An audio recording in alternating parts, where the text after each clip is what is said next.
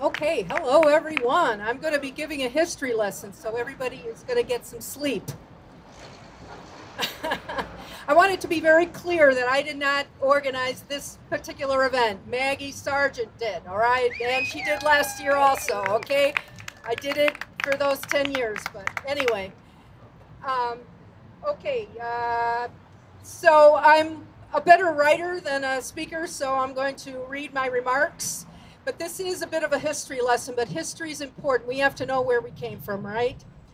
First of all, I am the fact lady, 101 Reasons Why I'm a Vegetarian, both book and pamphlet form. And you can go over to my table over there. Let's see, 1, 2, 3, 4 down. And get a copy of 101 Reasons Why I'm a Vegetarian. So I'm the fact lady, 101 Reasons. And the fact I'm going to dwell on today is probably the most important fact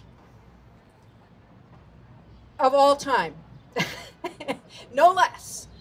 The fact I'm going to talk about today is how the human population quadrupled in the past 110 years. How many people know that, okay? And how many people think that that's just a normal occurrence, you know, for a population to just happen like that? Well, it isn't. It isn't normal. It's not. And people also know that population is also on the rise. It's wildly growing, as we know, right? We know, but we really don't know why, and nobody talks about why. But there is a reason why. And I am the fact lady, and I always get into the reasons why.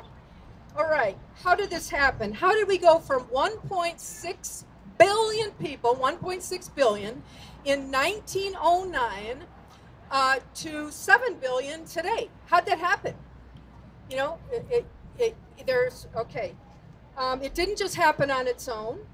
There was a very important discovery about 110 years ago, followed by a very ingenious application of that discovery, and is in fact behind this massive increase in world population.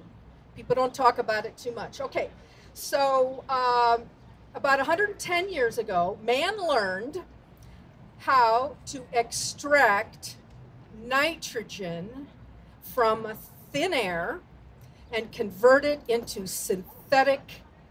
a synthetic compound that can fertilize plants. I don't know if folks know about that. So let that sink in a little bit. That's pretty important. You know, even nature cannot do it the way we do it. The original discovery, which was devised in the laboratory, might have continued as sort of a curiosity, but humans learned how to replicate the scientific protocols in giant processing plants that today dot the globe. They're everywhere. We are making synthetic fertilizer. All right, page 2. All right, the synthesizing process has a name, and it is named after the developers and the discoverers, and it's called the Haber-Bosch process. And it's something you might want to write down and Google. Haber-Bosch process. These are petrochemical synthetic fertilizers that human beings produce massively and use massively.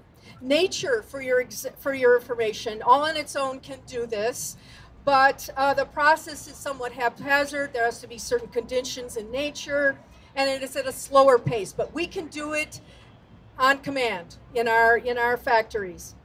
The process is part of the nitrogen cycle, you people who know chemistry. Okay, it's hard to believe, but today humans actually make fertilizer with this Haber-Bosch process, and we make more of it, in fact, than nature does within a year and then some. Okay, now, this Haber-Bosch process is ubiquitous. It's everywhere. We use it with reckless abandon all across the globe, and the human population has exploded because of it. As I mentioned, human population has gone up 4 times in 110 years. That's very unnatural. And if we look at this problem honestly, we have to observe that humans are indeed overfed. I mean, I know I'm overfed. Okay. Indeed, obesity is a problem all across the world, and we can point the finger at the Haber-Bosch process. Seriously, food is crazy abundant, unlike any time in history. But not only, this is where the vegan part comes in, not only are humans feeding themselves to excess because they have plentiful, as much fertilizer as they need or want, using this Haber-Bosch process, we also feed crops to animals. So I don't think people even think much about that. And this is how the world has adopted its maniacal practice of eating meat to insane excess. It's a technological process that started it all, okay? And in fact, this Haber-Bosch process is why we stand here today. My guess is not one of us would be standing here if those two chemists had not invented and created and discovered and developed the Haber-Bosch process. We would not be here. We wouldn't even be here. There would be a different space-time continuum, right? Okay, so cultivated crops support epic numbers of cows and chickens, pigs, livestock, and even our companion animals. Okay, we have 1.2 billion cows across the globe. When we support them with crops. 17 billion chickens, okay, page 3 and the last page. So what could be wrong? Well, everything's wrong with this. First, it's absurd, absolutely, truly, utterly, completely absurd to feed crops to animals. When animals can forage and can graze, it's ludicrous. No one would do this before we had these synthetic petrochemical fertilizers.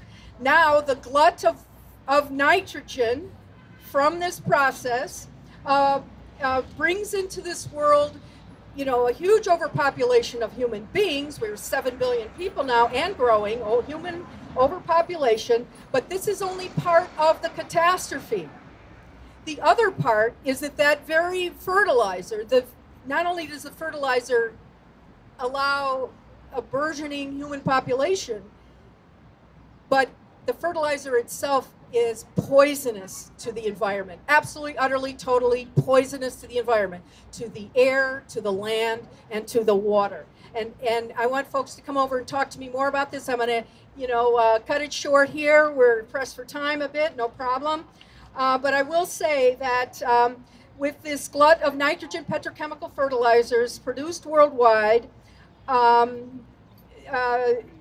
this has caused air pollution, land pollution, water pollution. Air pollution like acid rain, ammonia, nitric oxide, and methane. The last two are potent greenhouse gases, which are tied to meat production and tied, obviously, to climate change.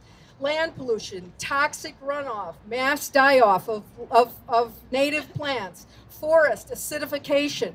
You know, if you want me to talk more about this in detail, come over to my table, please. Water pollution, harmful algae blooms, better known as red tides. Many people are familiar with those, hypoxia and dead zones, and ocean acidification. So just to conclude, I want to say that be happy you are a vegan. Now, overpopulation is a sticky question. It's very political, right? Very political. You know, it's a touchy subject, all right? But being vegan can hugely mitigate that toxic aspect. And talk to me at my table later. And God bless everybody. Thank you so much.